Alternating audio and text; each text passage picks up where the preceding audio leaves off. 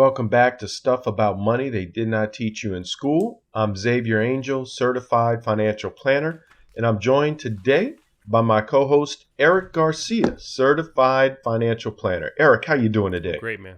I'm always good.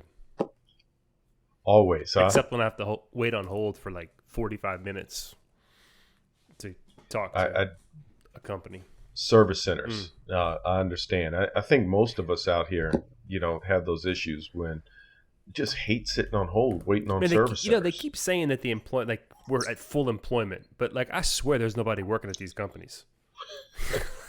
I don't know where they're getting their numbers from. I think most people now, and I've had this conversation often, you get more and more people, at least up until the last couple of weeks when gas has gone through the roof, that employment numbers are taken up through Uber and Uber Eats and some of these other rideshare services. I can tell you no one's working at the insurance companies or investment companies. No one's answering phones, that's for sure. Except for us. We're manning the phones, we're here for everyone. So, Erik, we got a great topic today. One of the conversations that I've been having and the questions that I've been getting on a regular basis lately. Have you been having the conversation with self? Self, Grace, and I. The three of us had this conversation this morning. Yeah, so Grace asked Self. Hold on. Daddy. Grace now talks to yourself or herself? This is confusing, man. She talks to me. Self, myself. Oh, yeah. Sure.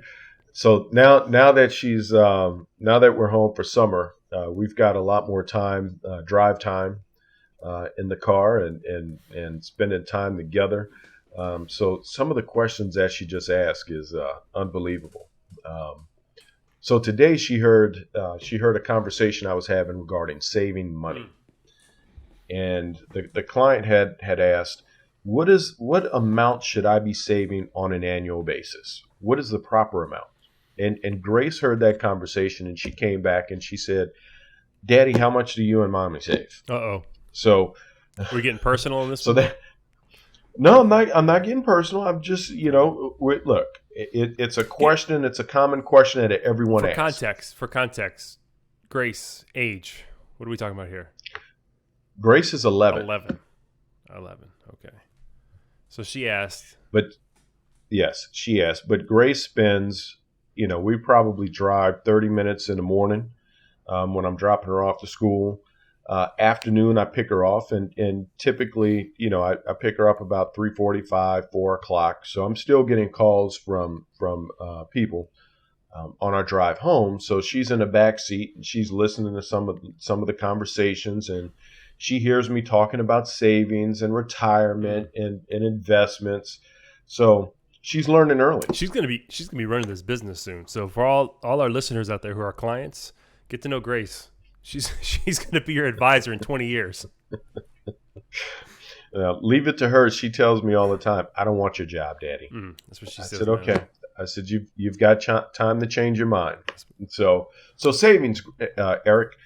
Let's have that conversation. And I'm going to ask you, the question that is posed to me on a regular basis. How much should I be saving? Oh man, how much should I be saving? So here let me start off by saying this. Personal finance is personal. And there's no easy answer. I can quote you what Google's going to quote you, what the typical line is in the financial space. But to me that leaves a lot to be determined. So, for example, you're going to see somewhere that says you should be saving, I've seen 15% of your income or 20% of your income. But that fails to address how old are you. It fails to address how much you've already saved. How much gas has gone up over the last month. Oh, forget about gas. Forget about that for a second. It fails to address where do you save. So to throw out an arbitrary 15, 20% or 10%,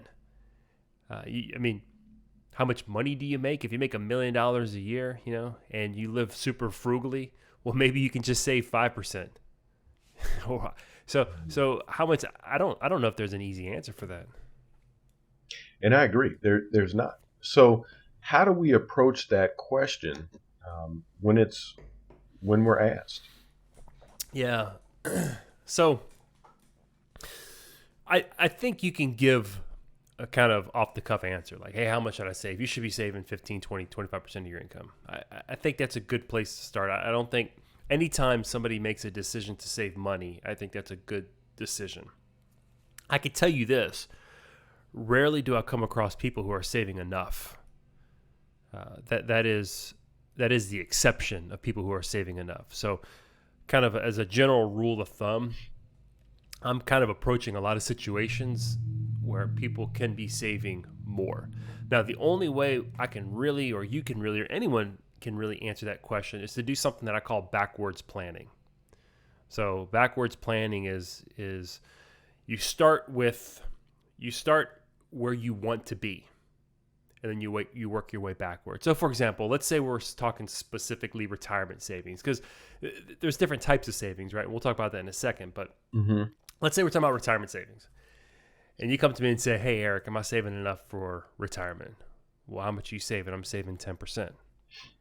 Okay. When are you going to retire? I'm going to retire in 20 years. Okay. When you retire, how much income do you need to generate from your investment account? Well, I need to generate, $5,000 a month. Okay, so now I can say, all right, in 20 years or 25 years, whatever that target is, you need to be generating $5,000 a month or $60,000 a year of income.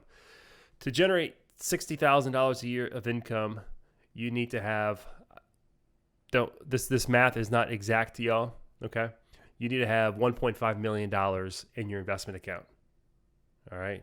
So it's somewhere between 4 to 5% of your account value. By most measures, that's what we consider a safe withdrawal rate. 4% is considered the safe withdrawal rate. So, you need to have $1.5 million saved up in 20 years. All right, so we've got that number in the future that we need to have. So now we got to work our way back down to the present. Am I starting from zero, or am I starting from 50,000? Or am I starting from 100,000?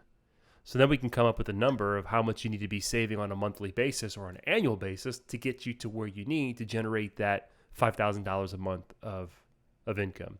And you can already see that number is going to be dramatically different for a lot of people, right? Their time horizon is going to be different. The amount that they're starting from is their starting point is going to be. It's like saying hey Xavier, how fast do I need to run to win the race? Well, what race? The 400 meter. Okay, well you need to run faster than the fastest guy out there, and he's running. What's a 400 meter? What's a good pace? 50 seconds? 48 seconds. You got to run at least 40 seconds. Well, I'm starting at the 200 meter mark. Oh well, I can run a lot slower. I could probably jog and still win. So how much do I need to save? Where are you trying to get to? And what's your starting point? So if I hear what you're saying is really when that question is asked, then we need to sit down and truly think about where we want to be. And we talk about goals on a regular basis. So we've got to come up with that goal first. And then we can back into it and say, based off of that goal, retirement, then here's how much you need, $1.5 million. And here's how we can get to that point. Is that accurate? Yeah, but no, we're talking about retirement savings, okay? Right.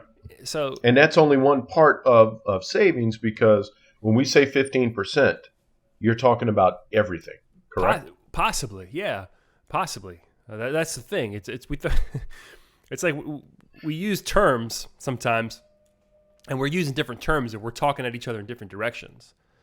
Okay, how much do I need to save? Okay, let's save. What do you mean by save? Like save to buy a new car, save to retire on, save to start a business, save just because you have no idea what's going to happen in 5 years and you want some money just in case something bad happens, or you want flexibility to have an opportunity to pursue a career change. So what are we saving for? So I like what you just said there. What are we saving for? College, a car, a house, retirement, all of that comes into play. when we're looking at and answer that question, how much do you need to save? Yeah. So the question is how much, again, how much do I need to save? What is save? And percentages are fun to throw around. But here's the thing. Most Americans are terrible at math. I apologize, listeners. I am so sorry. I'm throwing myself in there. I need a calculator to do math. Most of us are terrible at math. So to say like, hey, you need to save 15%, man, that's like, oh my God, now I got to do math. So 15%, I make $67,000 a year. So 15% of that is, let's see, 10% is, I mean, like, I don't know. Right? We've got a 25-year-old, right? 25-year-old just getting started in their career, 3 years in their career. Mm-hmm. And they come to us, and their question is, what do I need to start doing? I want to start saving and accumulating wealth. Where do I start? Yeah. How would you answer that question? I mean, and look, I understand that's a broad question. I think it's a great question, and I'm going to answer it by asking this question: what do you mean by building wealth? Like, what do you mean by building wealth? Like, when you tell me you want to build wealth, does that mean you want to be financially independent, meaning you want to have freedom of your time and the opportunity to not have to grind it out for 50, 60 hours a week in your job? Is that what you mean by wealthy? Or does wealthy mean I want a big house and big car? Like, we have to stop and say, let's define wealth. Now, my thinking is, and I don't want to project my value on any individual client. That's why it's really important that our listeners and our clients are able to verbalize what they mean by wealth is, and I think this is what most people are after, just after doing this for 20 years and talking with people. I think people want security. People want certainty, okay? Mm-hmm. Most people are willing to forfeit big houses, big cars, fancy trips. All that stuff is good, and we should plan for that. I'm not trying to say don't spend money on that, but most people want security. They want financial security. They want to know that I'm going to have money at the end of the month. I'm going to have money at the end of the year. I'm going to have money to retire on. I want to be able to know that I'm going to be able to support my family. I want to be able to know that I can send my kids to school. So people really are after... that 25-year-old comes back to you and says, okay, Erik, my idea of building wealth is I want to be able to enjoy experiences. I don't need the big house, the big car. I want the experiences. I want to be able to do what I want to do. I want to be able to retire when I want and live that life that I choose. All right. I love this because I've been thinking a lot about this lately. This idea about money and happiness, and can money buy happiness, and young people, this whole YOLO, you only live once kind of mentality, and I want to spend money on experiences, and I love that. I love spending money on experiences, okay? When we spend money on memories and experiences, it doesn't matter if we're poor or rich. Our experience and our memory is as valuable as the experience and memory of someone who's got 100 times more money than us, okay? Mm-hmm. So it kind of leaves us without this sense of, oh, I there's something bigger out there that I can buy. I just bought this car, but there's a better car out there. Someone's got something better than me. Mm-hmm. That's when we buy stuff. We're always kind of feeling like we want more stuff, right? The experience of enjoyment wears off after a while, where those memories stick with us, okay? So you just told me, your 25-year-old just told me two conflicting things, all right? Which normally happens on a regular basis. Here's the conflicting things. I want to retire when I want to retire, and I want to do the things that I want to do when I want to do them now. Those two things may be in conflict with each other. And that's why I think sometimes you have to make the hard decision and say, or the hard advice and say, hey, let's think about this. You want to experience life to the fullest now, and I get that. That's cool. But you're also telling me you want freedom to retire early in 10 years, in 15 years, in 20 years. Where's that money going to come from? You're going to have to make hard decisions today to deny yourself experiences that you want. And it could be the difference of instead of taking a more expensive vacation to the Mediterranean, maybe you're taking a less expensive vacation to the Florida Gulf Coast. right? So that you can save money. But those are the decisions. Whenever you make a decision to save or invest, okay, you are consciously denying yourself something today to have more tomorrow. So the 25-year-old who says, I want to retire when I want to retire, and I want to travel to Europe every summer. Those two things might be in conflict with each other. I would say this, though. That was me at 25. That was you. And look at you now. You're still working. So here's what I would say. Yeah. And this is not popular to say this, but maybe it's just kind of as I get older, you start to look at things differently. And we actually did a show. This was on my previous show, the Building Us show. You were a guest. You weren't even a co-host. Mm-hmm. And it was the worst financial decision I've ever made. And it was me, you, and Dr. Matt. We're talking about the worst financial decisions we ever made. I don't know if you remember what I said. And it wasn't like a terrible financial decision, but I said I wish I would have delayed buying my bigger house. I wish I would have waited 3 or 4 or 5 more years to be able to save more. Mm-hmm. Now, did it I remember the conversation. Did it set me back financially? I mean, yes and no. I mean, it wasn't like a destitute, but I think, man, I could have more saved up right now, working in the stock market, compounding interest to where I could slow down, sooner, if that makes sense. So when we're younger, we don't want people telling us to make these hard decisions. We don't want to make these hard decisions. So I don't know where I was going. You asked the question. I think I might have gone the wrong direction. You got me all excited, man. Well, but right, and I think the direction that you're going is a great direction, because these are the conversations that you and I both have with our clients, with friends, with family, when we're discussing that question as far as how much do I save? Yeah. We have to go down that rabbit hole. We've got to answer those questions and ask the hard questions. So individuals sitting on the other side of the table for us, they're gonna think about this and listen to it, and they're gonna come up with their own percentage on how much to save. I can tell you this. We know this. You can look up the numbers. You can just Google saving statistics in the U.S. Americans are terrible savers. I don't have the exact number in front of me, but it's scary the amount of Americans who don't have $1,000 in a savings account to cover an emergency. That literally they're one paycheck away from, I mean, maybe not being destitute, but one paycheck away from disaster.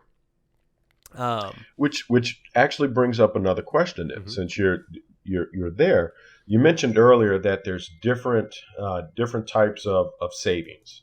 Retirement was one. Yeah. So the second one is going to be, and I love what you call it. You call it a give it to me. I can't think of it. I call it independence account. Independence account. Thank you. So that independence account, if we're saving for that account, then that takes care of that emergency or that rainy day. Let's turn it around here for a second. Let's put retirement off to the side, because I would even say before retirement, we want to be saving for emergencies. We want to make sure. I call it the oh crap account. Okay, it's like, oh crap, the AC went out in August in New Orleans and it's hot. Right? Where am I going to come? Or how about this one, Xavier? Oh man, I got to go drop $7,500 on my car because it just too soon. Too soon. Too soon. Xavier just dropped. Just for the record, so, it's that oh crap, that emergency fund. Now, the general rule of thumb, and I'm okay with this. This is a good starting place. 3 to 6 months of expenses in an emergency fund. Boring old savings account. Money's, you have access to it in the event of emergency. I would say that's the number one place you need to be. That's what's going to keep you from going into debt, right? Because if you don't have that account and you need to spend money on something and you don't have that emergency fund, then you're going into debt. Mm-hmm. And then that $5,000 expense ends up costing you $7,500 because you're paying 20% interest on it over the next 4 years to pay it off. All right. So I think the first place we need to be looking at and talking to people about is saving in that short term, that emergency fund account. And then we started talking about retirement, which is that long term, right? It's young Erik saving money to pay for old Erik one day when Erik's either slows down working or just doesn't want to work at all anymore. Okay. So what you started to talk about is what I call the independence account. This is where I think people can really build wealth. This is what gets me excited. So what the independence account is, I've got my short-term emergencies taken care of. Okay. It's in a savings account. It's boring. It's there, ready if I need it. I'm funding my retirement. My retirement may not be fully funded because I'm still working and I'm still contributing to it. But I have all this extra money, this extra discretionary money that I don't want to put it all in my retirement account because I'm 42. I don't want to wait 20 years to access my money. I don't want to be penalized if I want to take a trip to Europe or go buy a beach house or something like that. I don't want to have to borrow it or pay penalties for my retirement account. So what am I going to do with this money? I don't want it sitting in a bank account, right, earning next to nothing. Not only earning next to nothing, losing value because inflation is on fire right now. All right. So for every dollar you have in the bank right now, think about this, people. It's losing 8% of its value because of inflation. Okay. So every dollar you have sitting in a savings account, that's why if you have huge balances in a savings account, yeah, the money's going to be there, right? Your dollar is going to be there, but you have to keep in mind that it's losing value because of inflation, because gas is more expensive, because chickens are more expensive, because eggs are more expensive. All right. So what the independence account is, it's an investment account like your retirement account, but there's no restrictions in accessing the money, and it's earning a fair market return, unlike your emergency fund. Now, it doesn't have a specific purpose. Your emergency account is purposed for emergencies. Your retirement account is purposed for retirement. This account is purposed for, I don't know. My independence. I might need it. I might need to go buy a car. I might not want to finance it. I might want to pay cash.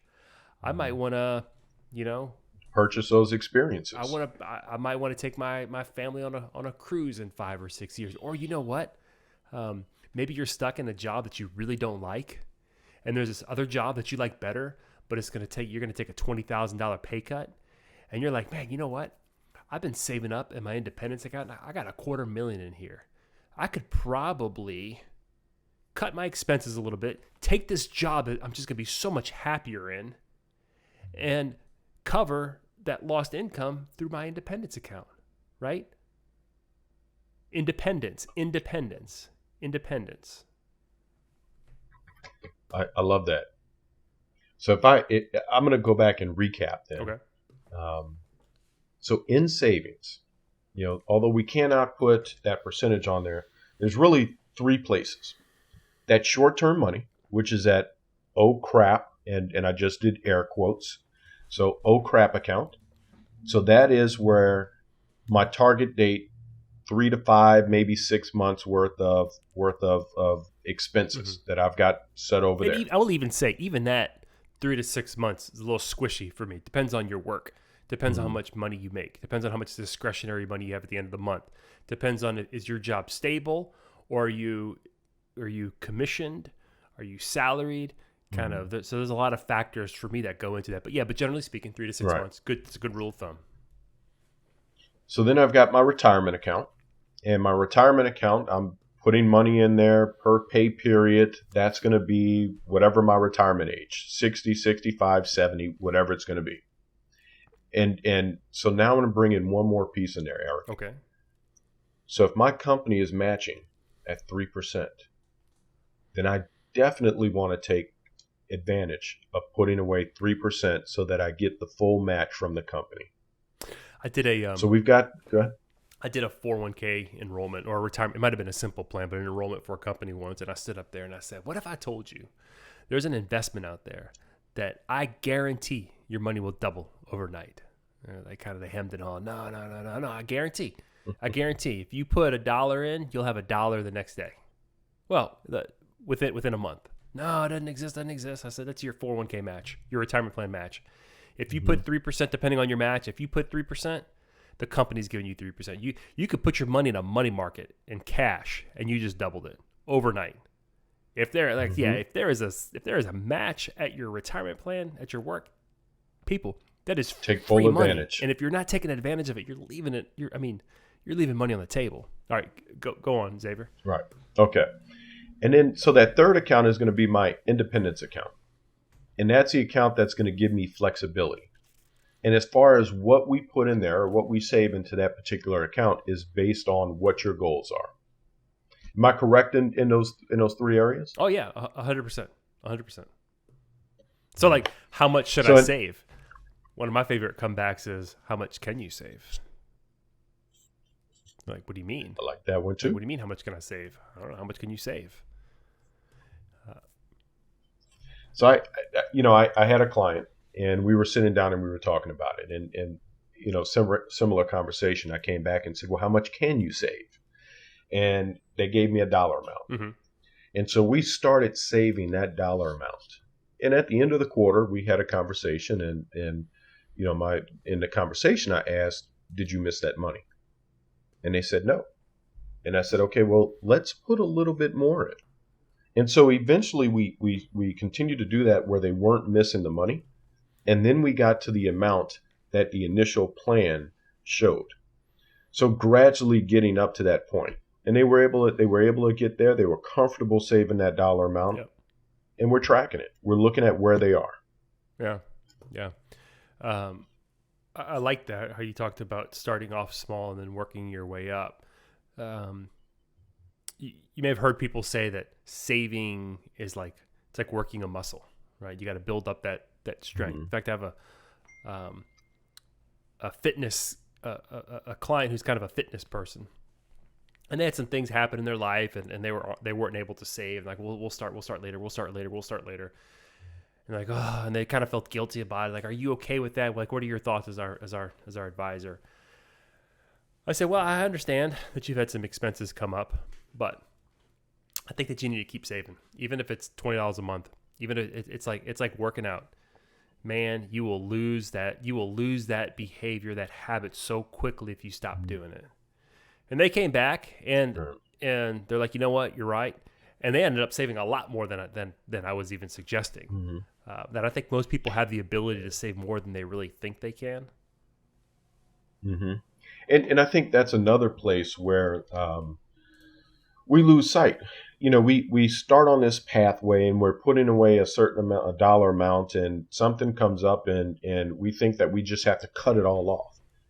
Whereas we can back it down until we get to a place where we can begin to contribute a little bit more.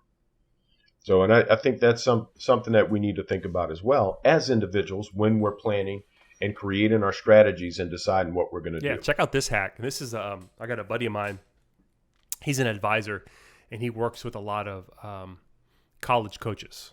So he might have a client who's like a Division II or Division III coach, and then they work their way up to Division II, and then eventually they get to Division I, and they're an assistant, and they eventually become a head coach. And with all those step ups, becomes a very, very dramatic change in income. All right, so that's probably not the case for most people.